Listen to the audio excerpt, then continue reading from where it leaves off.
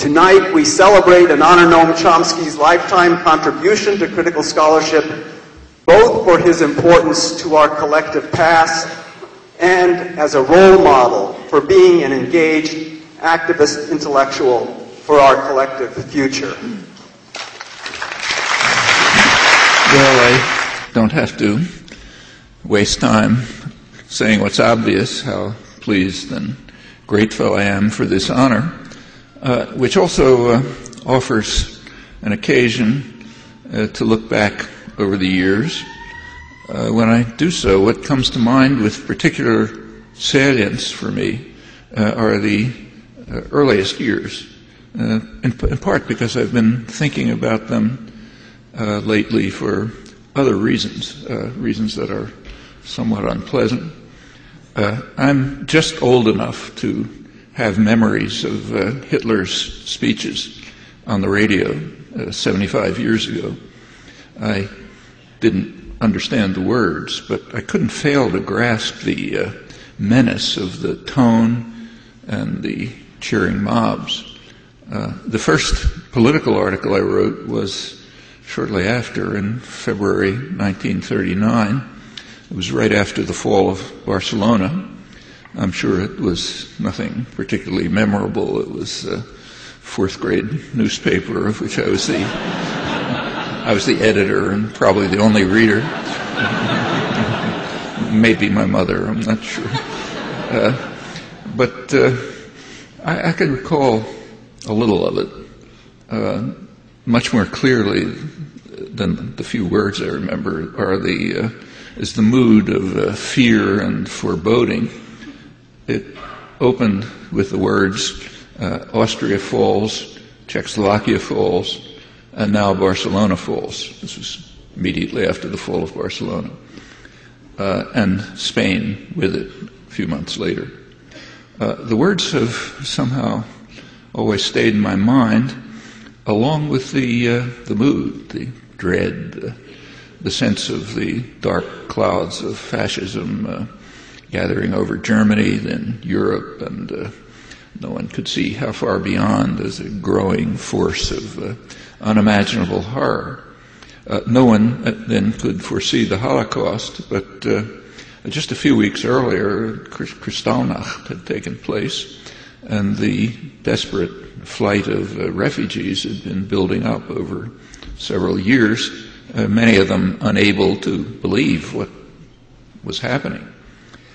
In those days, those same childhood years, I also had my first experience with critical intellectuals, what are often called radical intellectuals, though they wouldn't be called intellectuals by the way the term is standardly used. It's standardly used to apply to people with status and privilege who are in a position to reach the public with thoughts about human affairs and concerns. And since privilege plainly confers opportunity, and opportunity confers responsibility, the question always arises as to how they're using that responsibility. Actually, the article that Eric just quoted was based on an article by Dwight MacDonald in the mid-1940s on responsibility of intellectuals, which was about the same topic. And those were very live questions in those years. Russell, Dewey, Eric Fromm, MacDonald, Orwell, and others. Work that I soon became familiar with when I was a little older. But the radical intellectuals of my childhood, the first ones I met, were different. They were my working class relatives in New York. It was the Depression, so mostly unemployed. One uncle who was disabled was able to get a newsstand thanks to New Deal measures, which helped disabled people. And since he had employment, he was able to support a good deal of the family. These relatives, most of them had very limited formal education. Uncle, who I mentioned, who was an enormous influence in my life. He never went past fourth grade. But it was one of the most lively intellectual circles I've ever had anything to do with, on the periphery as a child, of course. There were constant discussions about the latest concert of the Budapest String Quartet, of the controversies between Steckel and Freud, of every imaginable branch of radical politics, and also about activism. And the activism in those days was reaching pretty impressive heights. Particularly significant by the mid-30s were the sit-down strikes. That's just one step short of workers taking over factories, eliminating management and ownership, and radically changing the society. These are ideas that ought to be very much alive today. And if they're not, that's the fault of today's critical intellectuals, among others. Well, the rising labor activism aroused enormous concern in the business world. Leading figures, I'm quoting, warned about what they called the hazard facing industrialists and the rising political power of the masses, and the need to intensify the everlasting battle for the minds of men, and on like that. They at once, by the late 30s, were instituting fairly sophisticated programs, developed even more so later, to overcome this threat to order and discipline. It was put aside during the war, but taken up afterwards with extreme dedication and scale. There's quite good scholarship on this. It's worth bearing in mind that the United States is unusual among industrial societies, and it has an extremely class-conscious business community. It's constantly, relentlessly fighting a bitter class war.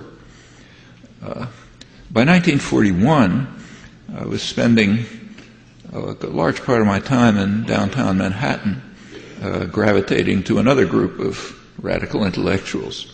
These were in small bookstores on 4th Avenue, for those of you who know New York, down below 14th Street, below Union Square, either there or in the anarchist offices in Union Square, which was nearby. The bookstores were mostly refugees, many of them anarchist refugees from the 1936 revolution. They, too, didn't fit the standard formula for intellectuals. But if by intellectuals we mean people who think seriously about society, about human affairs, about the problems of life, with a background of knowledge and understanding, and consider carefully the problems and possible solutions, then by that standard they were indeed intellectuals. And they were quite happy to spend time with a young kid who was fascinated with the 1936 anarchist revolution. At the time I was able to pick up a lot of material which it was quite interesting. I used a lot of it later on, 30 years later, when I was writing about the Spanish Revolution. Well, among those memorable of these materials is a collection of primary documents put together by peasant societies that were carrying out collective, spontaneous, their own collectivization efforts. It was published in 1937 by the CNT, it's the anarcho-syndicalist union that happens to be celebrating its centenary this year. One particular contribution has resonated in my mind quite often. It's by peasants of the village of Membria. I'll quote parts of it. In the miserable huts of Membria live the poor inhabitants of a poor province. 8,000 people.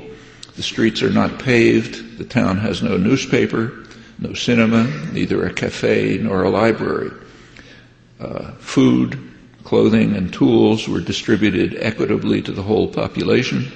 Money was abolished, work collectivized, all goods passed to the community.